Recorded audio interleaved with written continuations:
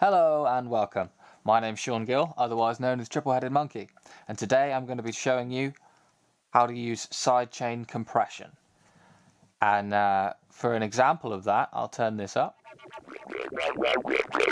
Hello. This, as you can hear, the loop is continuous, it doesn't change in volume. However, when I speak, it gets quieter and you can hear me quite clearly through it. And that, in its essence, is what SideChain Compression is. So, I'm going to be showing you how to use sidechain gating in order to achieve a sidechain compression effect. And from that, you will be able to understand how to use sidechain compression much more effectively than you ever did before. So, without further ado, I'll get straight into it.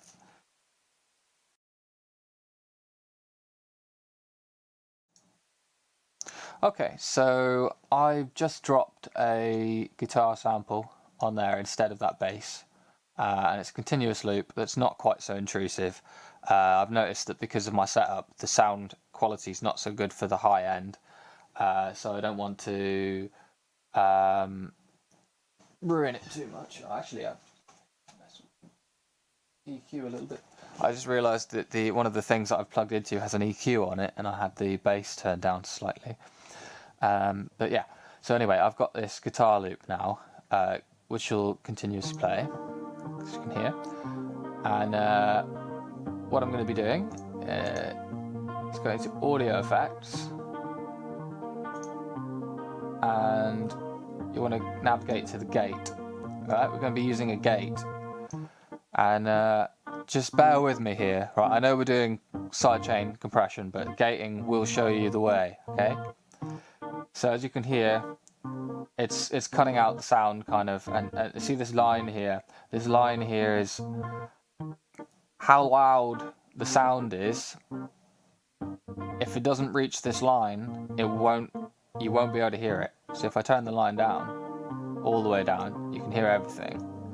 And then if I just have it up here, and of course this return is how quiet it has to be before it will cut out after it started to make noise. So if you turn that all the way up to the top or all the way down to the bottom, so it's matching, then it's literally that line is the threshold. So that's what you want to achieve really. You want to have that line flat rather than having that two-line thing. So turn the return to 0, and then to achieve a sidechain effect, what you need is to click this arrow here. This is the sidechain arrow, and anything that you kind of click on will have their sidechain menu hidden behind this arrow. So then you have to activate the sidechain by clicking the sidechain button. And from then, you have an audio from. And the input you can select as any track. But first, we don't have anything to have as an input. As you can hear, it's made it very quiet, and it's made it as quiet as this value here. So if I turn this value up, it actually turns it back up. So you might be quite confused right now as to why we're doing this, but just bear with me, You want to put some sort of drum, so we'll go with an 808 or anything. You can put whatever your favorite drum is, right? And now that's playing, right? So we go back to this with the gate, and we select that track from the audio from 808. Do you hear that? Every time that the 808 makes noise now, and it goes over the line,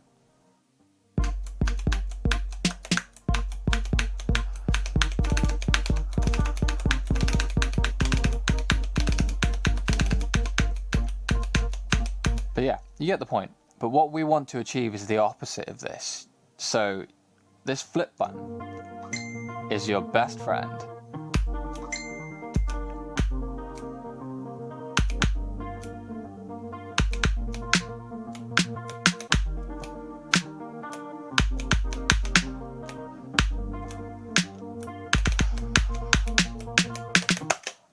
So yeah, you get the point now. I can show you a little bit more in depth, so that if in case you can't hear that, because I know that a lot of people when they're first starting out, they don't have the subtlety behind the training behind their ear. So if I turn this all the way down to the bottom and put the release up so that it takes longer.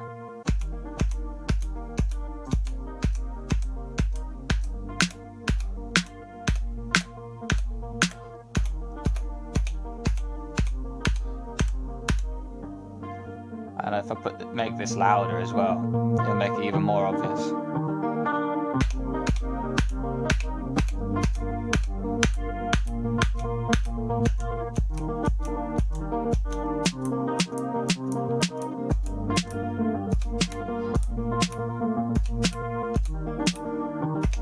Yeah, I get lost in that kind of bouncy flow stuff there. I need to do that more often, really.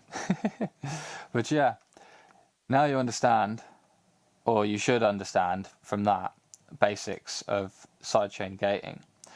But furthermore, you can go into detail here from the audio from, and you can be like, oh, because it's a MIDI track with multiple different layers in this drum kit, you can select the individual drum layers.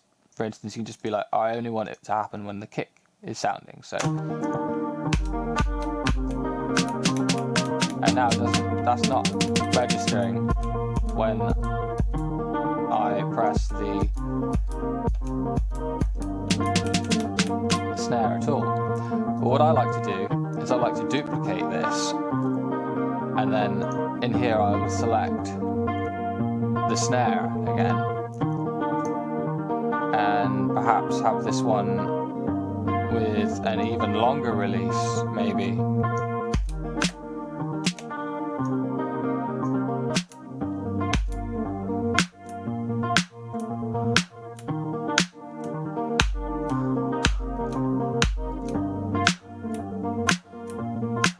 You don't have to copy these settings exactly. This is really exaggerated. So just to show you and so you can hear the effect of it. So yeah, moving on. Let's get rid of these two, because now I'm going to show you the same thing but with compression. So exactly what you wanted to see in the beginning. I don't need to write that in there. I know where it is. There it is. Glue compressor is my favorite Ableton basic compressor, and I pretty much only use Ableton's basic compressors and gates. I love the gate more than the compressor, but the compressor is, the glue compressor is the best thing in the compressor world. Probably not, but it's really good. So as you can see, it's got a sidechain button, which you activate. I did it without saying anything because I just habit. So yeah, click the button, click the sidechain to activate it. Make sure it's yellow. Audio from the kit, and as you can see, it's not doing anything. But I mean, this is hitting, if you see here, -5 when I'm whacking that bass drum. And this is set to 0, this threshold. So if I set this threshold to below -5, as you can see, it started to wiggle. And as I get further below -5, it gets much further. So usually you subtly set it to something like that, and then you'd have a dry wet of like 75% or something. And you put the range to like there, and that would be like a subtle compression. I mean, you can't hear that because I'm not playing,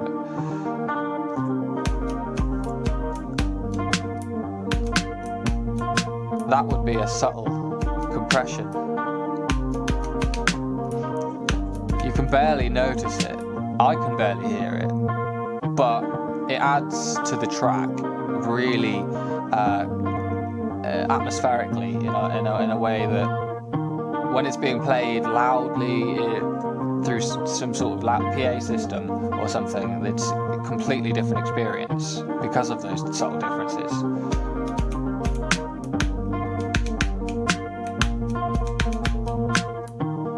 Yeah, sure, it does. The mix will sound great without the sidechain compression in a lot of circumstances, but it won't have the same punch, same air movement behind it. It'll just be a wall of sound rather than sort of ebb and flow. So yeah, if we do this a lot more crazily, so you can... if I turn the range off, sorry. The range actually limits how much it can compress by. So if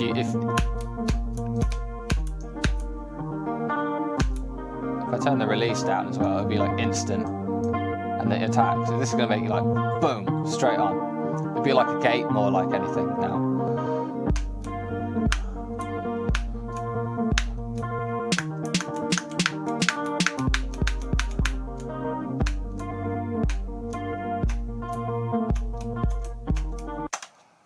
So yeah, that's all essentially you're doing, but you just want to do it really subtly, so you can only just hear it. And the reason for that is because you have a musically trained ear, in theory, because you've been doing this for a while, practicing, you've been making music because you enjoy it, you love it. Whereas the average person, yes, they enjoy music, but they're not necessarily going to have the subtlety to notice that it's actually cutting out the sound when the drum hits. But they'll feel it. And they just won't be able to explain why it sounds better, basically. So that is my tutorial on sidechain compression and gating. I hope you enjoyed it. I hope you tune in again for the next one, and keep making music, guys and gals. Don't forget the gals and all those other genders as well.